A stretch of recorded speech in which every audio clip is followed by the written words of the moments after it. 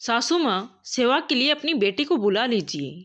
निधि, तू सब काम छोड़ और जैसी है वैसे ही रवाना हो जा। तुझे आज ही सोनू के घर जाना है। वो बाथरूम में गिर गई है और उसे डॉक्टर ने बेड रेस्ट बताया है।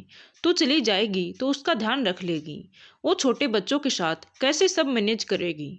सुधा जी ने आदेश देते हुए कहा। लेकिन मम्मी जी, सोनू दीदी तो अकेली नहीं है, उनके घर में उनकी सास है, जेठानी है। फिर मैं जाकर क्या करूंगी? इधर अक्षय का भी ऑफिस है और बच्चों की भी स्कूल है। पूरा घर कौन संभालेगा? बस तुझे तो हर बात में जबान चलाना आता है। तो मेरी बात वैसे भी कहाँ मानती है। मेरी बेटी वहाँ परेशान हो रही होगी। अरे घर में चाहे सास या जेठानी हो, पर मायके वालों के भी तो कुछ फर्ज होते हैं। तू जाएगी, थोड़ा काम करवा कर आ जाएगी तो अच्छा रहेगा। हमारी नाक ऊंची हो जाएगी। फिर मैं यही तो कह रही हूँ कि तू सुबह जाना और शाम तक आ जाना। वहाँ रोज थोड़ा बहुत उसके हिस्से का काम कर आना। अब तू वहाँ एक ही शहर में रहती है तो जाके आ जाना। कुछ दिनों के बाद मैं आ जाऊंगी। तुझे तो पता है मेरी सहेली की बेटे की शादी है। मैं न जाऊंगी तो वो बुरा मान जाएगी। निधि के पास कोई विकल्प ही नहीं था। उसने अक्षय का टिफिन बनाया और बच्चों को स्कूल छोड़ा। घर जैसा था वैसे ही रहने दिया। ताला लगाकर स्कूटी से अपनी ननद के घर चली गई। घर भी 7 किलोमीटर दूर था। वहां जाते ही देखा कि सोनू दीदी बिस्तर पर लेटी हुई है। घर की मेड काम कर रही है। उसके जाते ही सोनू दीदी ने पानी के लिए भी नहीं पूछा, बल्कि ऑर्डर दे दिया कि भाभी एक गिलास पानी ले आओ और चाय बना दो। अपनी बहू की भाभी को आता देखकर सास और जेठानी ने भी काम छोड़ दिया। चाय से शुरू हुआ सफर रात के खाने पर खत्म हुआ। निधि ने सबको खाना खिलाया और अपने घर आ गई। रात हो गई थी। बच्चों को उसकी सहेली ने रख लिया था, पर पता नहीं बच्चे दिन भर कैसे रहे होंगे। ननद के ससुराल सारा काम निपटा कर आई, पर किसी ने ये नहीं कहा कि बच्चों और अक्षय के लिए खाना ले जा। वहां जाकर खाना बनाने में देर हो जाएगी। निधि ने भी आते ही खिचड़ी चढ़ा दी। अब तो रोज सुबह होते ही सासू माँ फोन कर देती और निधि को सोनू दीदी के घर जाना ही पड़ता। सोनू दीदी भी बिस्तर पर लेटे लेटे रोज ससुराल वालों के लिए नए पकवान बनाने को कहती। 5 दिन तो निधि चली गई, पर शनिवार को निधि ने जाने से मना कर दिया क्योंकि बच्चों और अक्षय की छुट्टी रहती है। हाँ तो अच्छा है जो छुट्टी रहती है, तो तू खाना बनाकर रख जा। देख बहू, हम लड़की वाले हैं और सोनू के ससुराल जाकर उसके हिस्से का काम करना अब तेरी जिम्मेदारी है। मैं सहेली की बेटी की शादी होते ही आती हूँ। अक्षय, मैं थक गई हूँ। उस दिन निधि बिफर गई। भला ये कौन सा तरीका है? मेरा भी घर है, बच्चे हैं। यहाँ का भी काम करूँ और वहाँ का भी करूँ। कभी जाकर हालचाल पूछ लिया वो अलग बात है, पर रोज जाना मुझे अच्छा नहीं लगता है। मैं बच्चों और घर का ध्यान नहीं रख पा रही हूँ। सोनू दीदी के तो घर में सास और जेठानी भी हैं। घर के काम के लिए नौकरानी भी है। फिर भी मेरा जाना जरूरी है क्या? अक्षय क्या बोलता? शुरू से सुधा जी के आगे उसके बोलने की हिम्मत ही नहीं हुई। तुम 2 दिन और संभाल लो, फिर सोमवार को तो मम्मी आ ही रही है। निधि चुप हो गई और मन मार के वो 2 दिन और चली गई। सोमवार को सुबह ही सुधा जी आ गई और सीधे अपनी बेटी के ससुराल चली गई। वहीं से 1 घंटे बाद फोन आ गया कि निधि, बच्चों का कमरा थोड़ा मैनेज कर लेना, मैं सोनू को वहीं लेकर आ रही हूँ। ये सुनते ही निधि चौंक गई। आखिर वो सोनू दीदी को यहाँ क्यों ला रही है? उसके बच्चों की परीक्षाएं पास आ रही हैं। उसने अक्षय को फोन किया, पर तब तक सुधा जी सोनू को लेकर रवाना हो चुकी थी। घर लाकर वो अपनी बेटी की देखभाल में लग गई। अरे, मैं वहां रुकती तो अच्छा लगता क्या? बेटी का घर है, मैंने सोचा यही ले आऊं। इसकी देखभाल अच्छे से हो जाएगी। इसकी सास और जेठानी को आराम मिल जाएगा। निधि, कल से सोनू के बच्चे भी स्कूल यहीं से जाएंगे।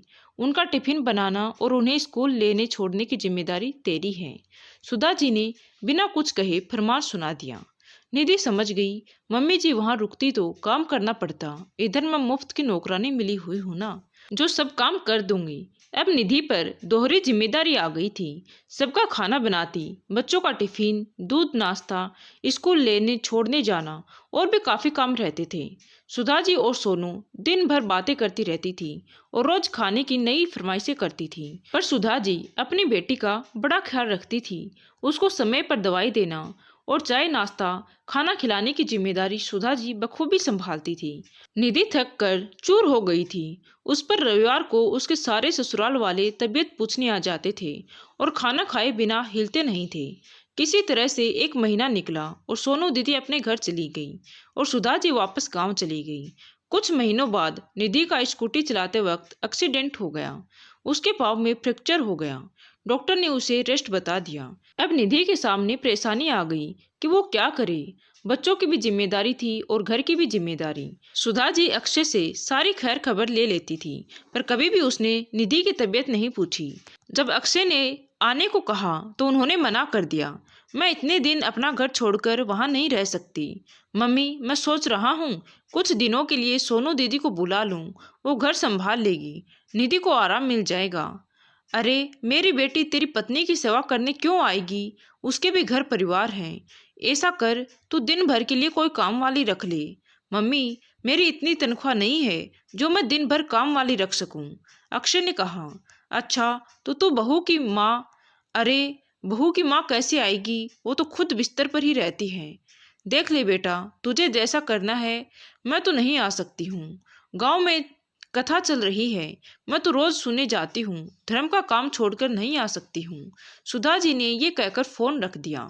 अक्षय बड़ा हैरान था। उसे अपनी मम्मी और दीदी से ऐसी उम्मीद नहीं थी। जब निधि वहां जाकर सेवा कर सकती है तो मम्मी और दीदी यहाँ आकर कुछ दिनों के लिए क्यों नहीं रह सकती हैं? निधि ने कुछ नहीं कहा। उसने ऊपर के काम के लिए मैड रख ली और खाना वो और अक्षय मिलकर बना लेते थे। निधि सब्जी और फल साफ करके काट देती थी और अक्षय रोटी बना देते थे। बच्चों के लिए बस लगा ली थी। बच्चे खुद अपना काम कर लेते थे। 1.5 महीने बाद सब ठीक हो गया। निधि फिर से अपना काम करने लग गई थी।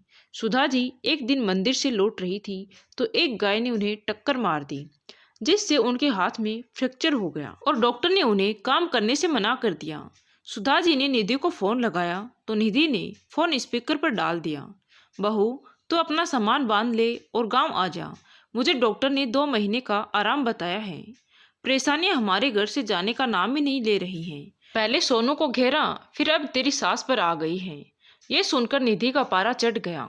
मम्मी जी, जब मुझे आपकी जरूरत थी तब आप आई नहीं। आना तो दूर, आपने एक बार भी मेरी तबीयत नहीं पूछी। और परेशानी अकेली आप और दीदी पर ही नहीं आई, मुझ पर भी आई थी। आप चाहती तो पापा जी को लेकर यहीं आ सकती थी। हमारी थोड़ी मदद हो जाती। जैसे आपने अपनी बेटी की सेवा की, वैसे चाहे मेरी ना करती, पर अपने पोते पोती और बेटे का सहारा तो बन सकती थी ना। बहू सबकी सेवा करे, सबके लिए खुद को खर्च करती रहे, पर जब बहू को जरूरत पड़े तो आपकी क्या कोई जिम्मेदारी नहीं बनती है?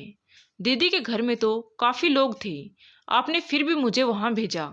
मेरे यहाँ तो कोई नहीं था और हम दीदी जितने अमीर भी नहीं थे कि हर काम के लिए नौकरानी रख सकते थे।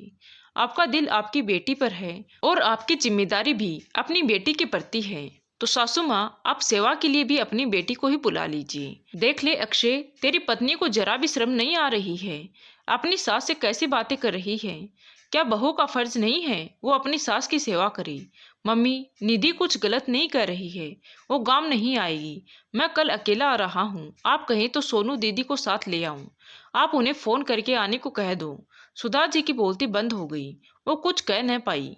दोस्तों, अक्सर यही होता है, बहू से सब यही उम्मीद करते हैं कि वो कितनी भी परेशानियां झेले, पर वो अपनी सास और ननद और ससुराल में सबकी सेवा में बिना उफ के हाजिर रहे। पर जब बहू बीमार हो या किसी परेशानी में हो तो क्या सास की कोई जिम्मेदारी नहीं बनती है? दोस्तों, आपका इस बारे में क्या कहना है? कमेंट करके जरूर बताएं और कहानी अच्छी लगी हो तो प्लीज वीडियो को लाइक करें। Thank you.